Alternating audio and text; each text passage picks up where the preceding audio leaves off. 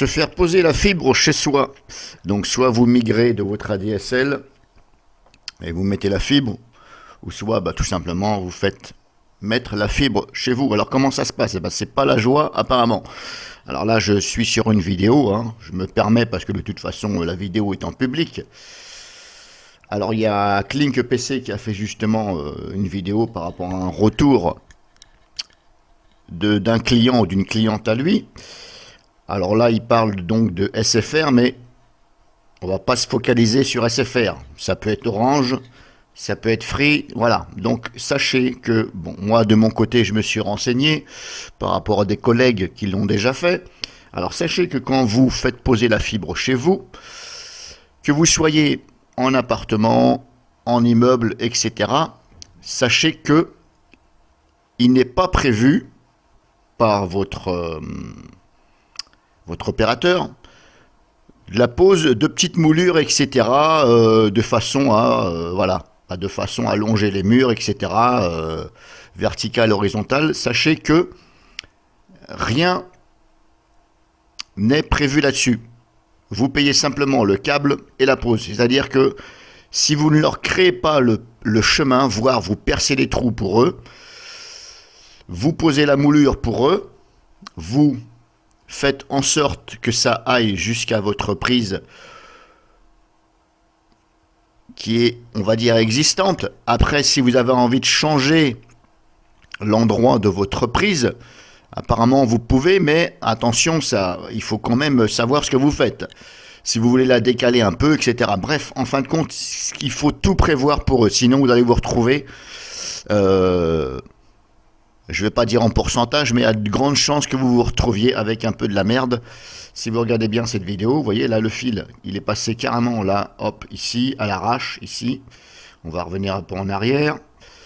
Voilà, là le fil, ils l'ont passé ici en haut. Vous voyez le raccord, il est ici au-dessus du convecteur. Bref, ils ont fait de la merde. Alors là, c'était des opérateurs de chez SFR. Mais ça, comme je vous dis, ça peut être Free, ça peut être machin, ça peut être... Voilà, ils ont fait des trucs un peu à l'arrache. On va essayer d'avancer un peu sur la vidéo. Non, là, c'est bon. Alors, c'est où qu'on voyait des trucs... Voilà, regardez, là, hop, le fil, il est passé comme ça, machin. Vous voyez ce que je veux dire? Ce qu'il faut, c'est... si vous êtes, par exemple, dans un endroit similaire, eh bien, il faut éventuellement acheter de la petite moulure. Hein, c'est pas la peine de prendre de la grosse. On va dire pour... vous prenez de la moulure équivalente pour un câble d'antenne, ça suffit largement, puisque la fibre, c'est un câble blanc. Donc vous prenez l'équivalent d'une moulure qui est capable de recevoir, on va dire, l'équivalent d'un câble d'antenne télévision.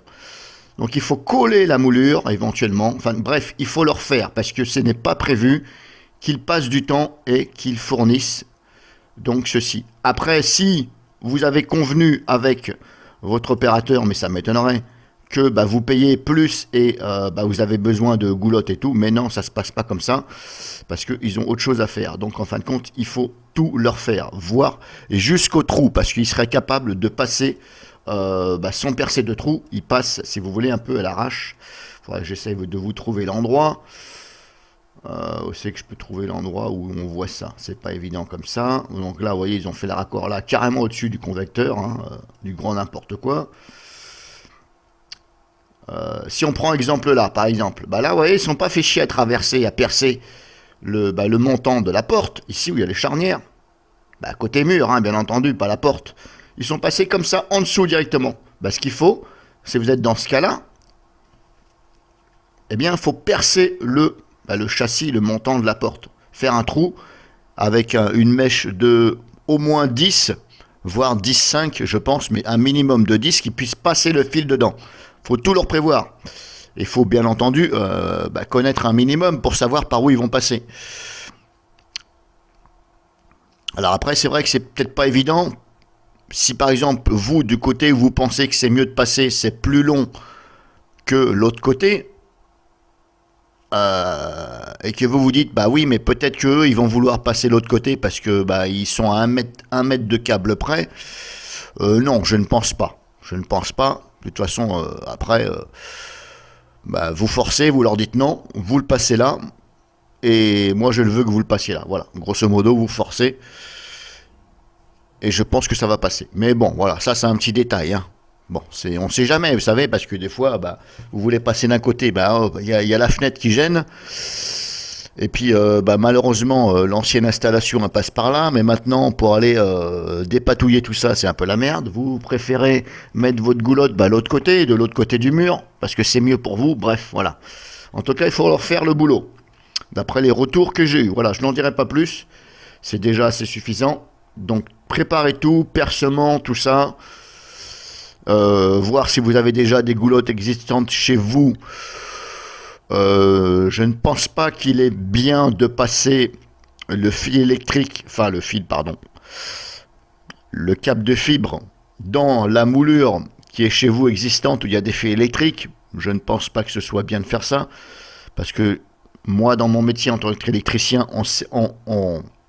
il y a une distance minimum à respecter entre les fils électriques de 130 volts et les fils de courant faible.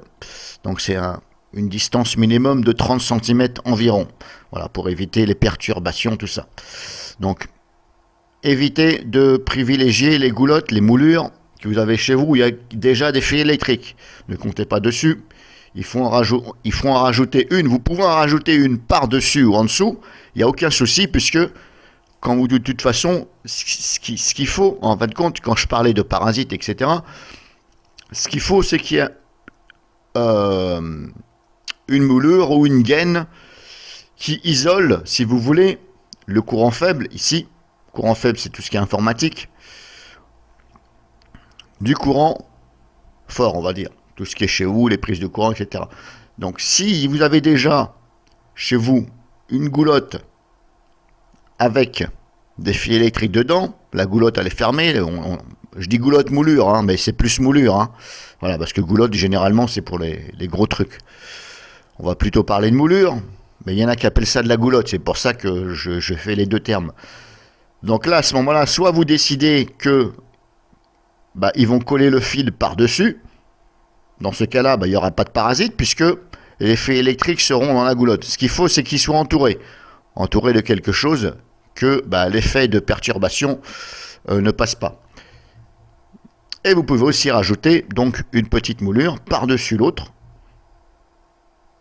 Il n'y a aucun problème, même si ça touche, même si je vous ai parlé d'un minimum de 30 cm, mais du fait que c'est fermé, ça annule, si vous voulez, ça annule le fait que vous devez séparer.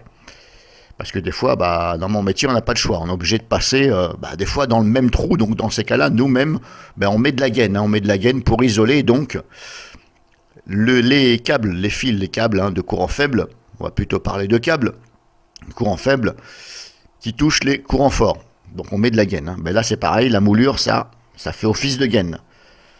Donc voilà.